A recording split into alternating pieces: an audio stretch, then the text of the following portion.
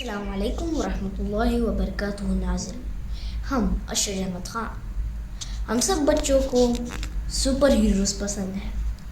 ایک سپر مین، ایک بیٹ مین، ایک اسپائڈر مین، تو ایک فلیش۔ اسپائڈر مین دیواروں پہ چڑھ سکتا ہے، فلیش تیزی سے بھاگ سکتا ہے اور دوسروں کی الگ الگ پاورز۔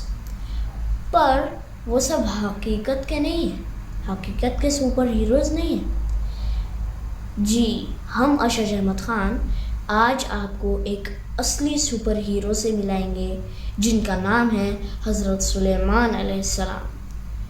یہ بہت امیزنگ تھے۔ اللہ تعالیٰ نے انہیں بہت اچھی اور زبردست پاورز دی تھی۔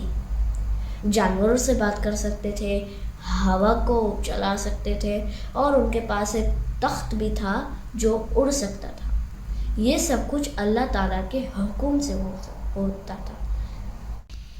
ایک بار حضرت سلیمان علیہ السلام سب کی پریزنٹی لے رہے تھے تو اس کے اندر ایک پرندہ نہیں تھا، اس کا نام تھا ہدہد۔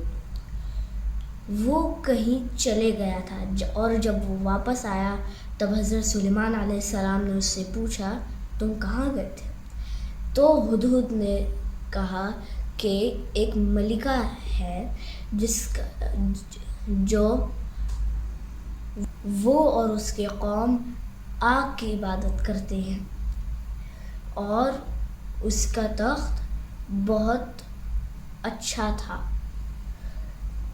پھر حضرت سلیمان علیہ السلام نے اس ملکہ کو دعویٰ بھیجا اور اس کے ساتھ یہ بھی بھیجا کہ ہاں، اگر تم اسلام نہیں لائی تو ہم تمہارے اوپر حملہ کر دیں گے۔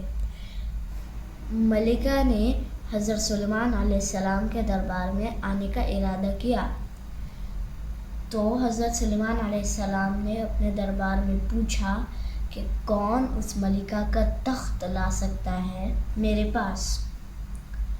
کے دربار میں ایک بہت پاورفل جن تھا۔ انہوں نے کہا کہ میں آپ کے جگہ سے اٹھنے سے پہلے ہی وہ تخت لا دوں گا۔ پر واو، کتنے جلدی، وہ بھی اتنا بڑا تخت! واو، واٹ این امیزنگ پاور! پر پھر بھی ان سے بھی پاورفل ایک جن تھے اور انہوں نے حضرت سلیمان علیہ السلام کے پلک جھپکنے تک انہوں نے اتنا بڑا تخت لا لیا ان کے سامنے۔ تو سوچئے حضرت سلیمان علیہ السلام کتنے پاورفل ہوں گے۔ پھر وہ ملکہ آئی، ایمان قبول کی، پھر ایسے ہی ہمیں حضرت سلیمان علیہ السلام کی پاورز کا پتہ چلتا ہے۔ انشاءاللہ ہم کبھی نیکسٹ ویڈیو میں ملیں گے۔ السلام علیکم ورحمۃ اللہ وبرکاتہ۔